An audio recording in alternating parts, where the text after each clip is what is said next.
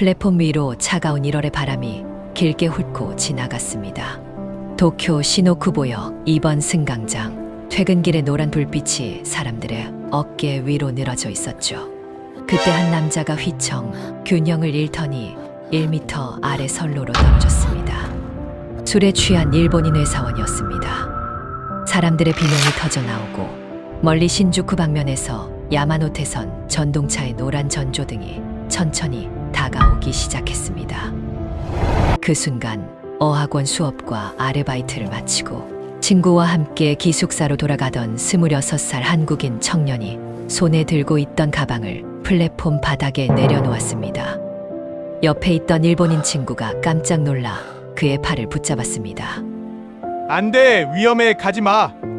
청년은 친구의 손을 가만히 떼어냈습니다. 그러고는 한 번도 뒤돌아보지 않고 망설임 없이 선로 아래로 뛰어내렸습니다. 플랫폼 위에 남겨진 사람들의 숨소리마저 멎은 순간이었고 전동차의 불빛은 점점 더 가까워지고 있었습니다. 같은 시각 한국 부산의 한 가정집에서는 어머니가 저녁상을 차리고 있었습니다. 며칠 전 통화에서 아들은 곧 한국에 돌아간다며 어머니가 좋아하는 가방을 사주겠다고 웃었죠. 친구들이 위대한 괴짜라 부를 만큼 정의감이 강했던 청년. 길에 떨어진 캔 하나도 그냥 지나치지 못하던 성실한 무역학과 학생. 어머니에게 그는 그저 다정한 큰아들이었습니다. 무엇이 이 평범한 26 청년을 그 1m 아래로 내려가게 했을까요? 25년이 지난 지금도 도쿄 시노쿠보역의 한동판에는 그의 이름이 새겨져 있습니다. 한국과 일본 두 나라가 끝내 잊지 못한 그 사람. 오늘의 선악록 주인공은 시노쿠보역의 애인 이수연입니다. 1974년 7월 울산 우정동의 작은 동네에서 한 사내 아이가 태어났습니다. 곧 가족과 함께 부산으로 옮겨와 자란 그는 어릴 때부터 유난히 정의감이 강한 아이였죠. 길에서 누군가 다투고 있으면 어른, 아이를 가리지 않고 끼어들어 말렸고 친구들이 어이없어 할 정도로 길에 떨어진 쓰레기를 자기 주머니에 주워 넣었습니다. 친구들 사이에서 그의 별명은 위대한 괴짜였습니다. 그의 집안에는 풀리지 않은 한 가지 매듭이 있었습니다. 일제강점기. 할아버지는 오사카의 탄광으로 강제징용되었고 아버지는 그 낯선 땅에서 태어났습니다. 5살이 되어서야 겨우 고향 땅을 밟았던 아버지의 시간은 가족의 기억 한 구석에 늘 그늘처럼 남아 있었습니다. 그러나 어린 수연은 그 아픈 역사를 알면서도 마음의 문을 닫지 않았습니다. 오히려 그 낯선 땅을 직접 부딪히며 이해하고 싶어 했습니다. 1993년 그는 고려대학교 세종 캠퍼스 무역학과에 입학했습니다. 강의시한 쪽에서 그는 1년 6개월 동안 혼자 일본어 책을 펼쳤습니다. 동기들이 학점과 취업 이야기를 나눌 때 그는 다른 꿈을 입버릇처럼 꺼냈죠. 나는 한일 사이의 가교가 되고 싶어. 농담처럼 듣고 웃어넘기던 친구들도 그의 눈빛 앞에서는 어느 순간 입을 다물게 됐습니다. 그 한마디는 한 청년의 인생 방향을 정확히 가리키고 있었습니다. 1999년 여름, 그는 학교에 휴학계를 내고 이듬해 1월 도쿄행 비행기에 올랐습니다. 신주쿠 인근에 자리한 아카문카이 일본어 학교, 좁고 낡은 기숙사 방. 매일 아침 자전거를 끌고 등굣길에 나서던 그 길을 그는 누구보다 사랑했습니다. 거리에 떨어진 종이 한 장, 빈캔 하나도 그냥 지나치지 않았습니다. 자전거 뒷자리에 쓰레기가 가득 쌓여서야 그는 기숙사로 돌아오곤 했죠. 친구들이 도대체 왜 그러느냐고 묻자 그는 자전거 핸들을 잡은 채 환하게 웃으며 답했습니다. 나 같은 사람한테는 일본은 파라다이스야. 그 한마디에는 일본을 미워하지 않으려 애쓰던 한 청년의 진심이 고스란히 담겨 있었습니다. 그는 매일 3시간씩 일본어 책을 펼쳤고 한일 무역의 다리가 되겠다는 꿈을 단 한 번도 흔들지 않았습니다. 어느 날 그는 자기 노트 한 귀퉁이에 이런 글을 적어두었습니다. 나는 내가 젊다는 것을, 건강하다는 것을 자랑스럽게 여긴다. 나는 나보다 못한 사람을 도울 것이다. 그리고 위험에 처한 사람을 도울 것이다. 훗날 이 문장은 한국과 일본 두 나라가 가장 자주 인용하는 청년이 말이 됩니다. 그러나 정작 본인은 이 글이 자신의 묘비명이 될 줄 그때는 알 리 없었습니다. 2001년 1월 26일 한국으로 돌아갈 날을 두 달 앞둔 금요일 저녁이었습니다. 그는 학비를 보태려 신주쿠 인근의 작은 일터에서 아르바이트를 하고 있었죠. 그날 일을 마친 그는 일본인 친구 한 명과 함께 기숙사로 돌아가기 위해 시노쿠보역으로 향했습니다. 며칠 전 그는 어머니에게 전화를 걸었습니다. 수화기 넘어 어머니의 목소리에 그는 늘 그랬듯 다정하게 약속을 보탰습니다. 엄마, 내가 한국 가면 가방 사줄게. 좋은 걸로. 전화기를 내려놓은 어머니는 빙긋 웃으며 부엌으로 돌아섰습니다. 그 짧은 통화가 모자가 나눈 마지막 인사가 될 줄은 어머니도 아들도 알지 못했습니다.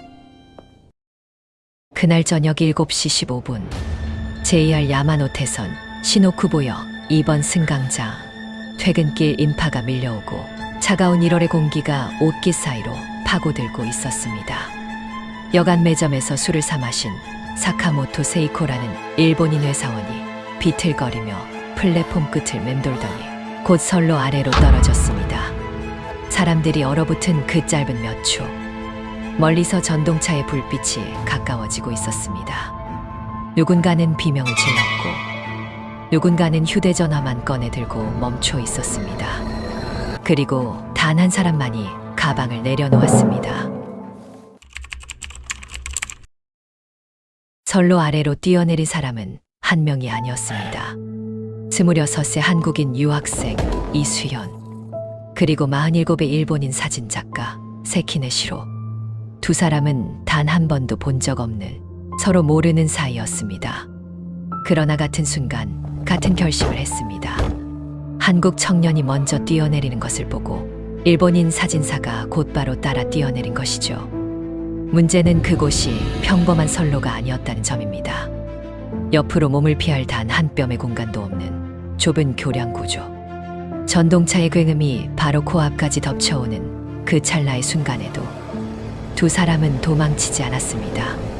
전동차 기관사가 비상제동을 걸었지만 거리는 이미 너무 가까웠습니다.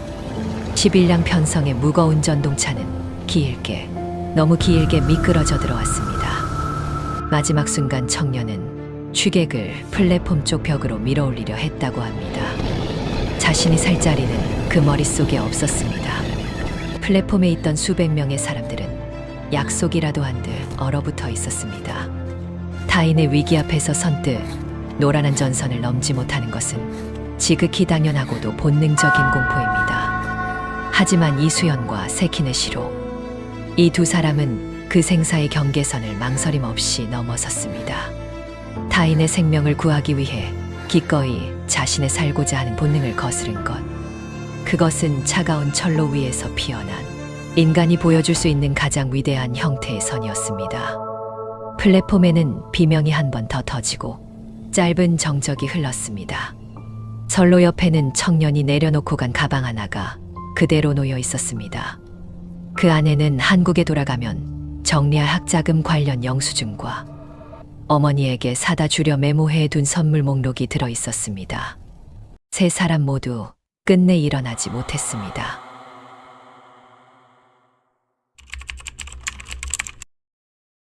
도쿄의 플랫폼에 정적이 흐르던 그 시간, 부산의 어머니는 식어가는 밥과 국을 몇 번이고 데우고 또 데우며 늦도록 아들의 전화를 기다리고 있었습니다. 그리고 자정이 가까워질 무렵 걸려온 외교부의 전화 한 통. 아드님이 도쿄에서 사고를 당했습니다.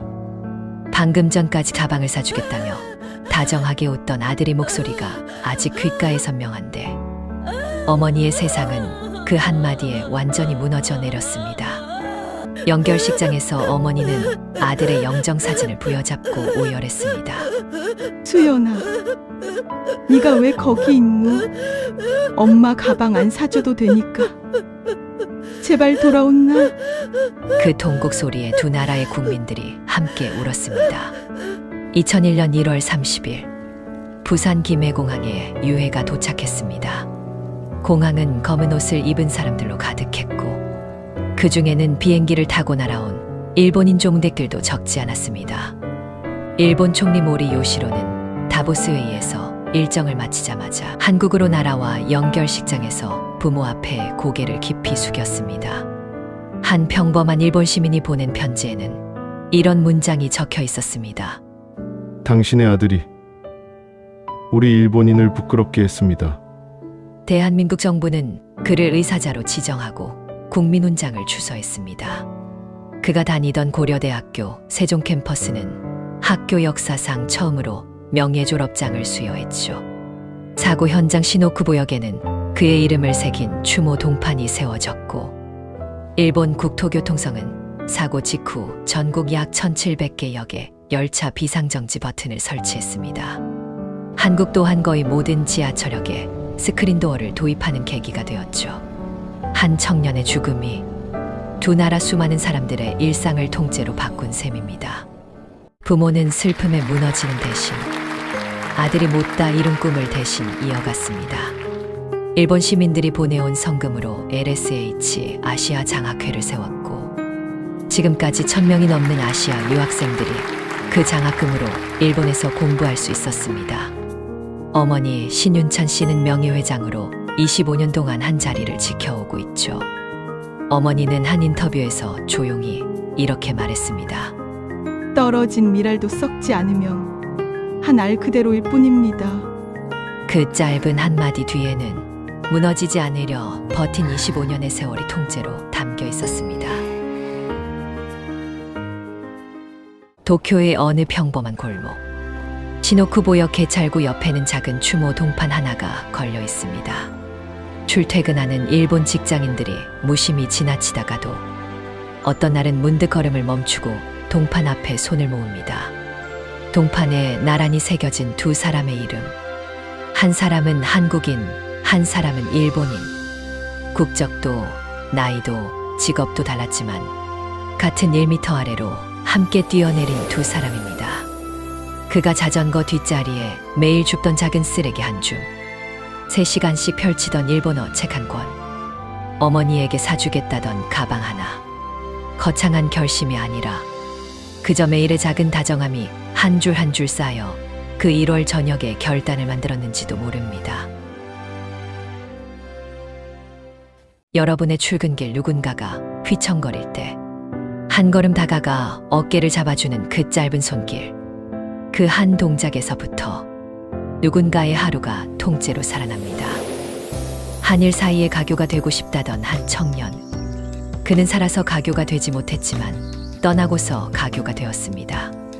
이것은 끝내 꿈을 이룬 이야기일까요? 아니면 꿈을 빼앗긴 이야기일까요? 판단은 여러분의 몫입니다. 오늘의 선악록이었습니다.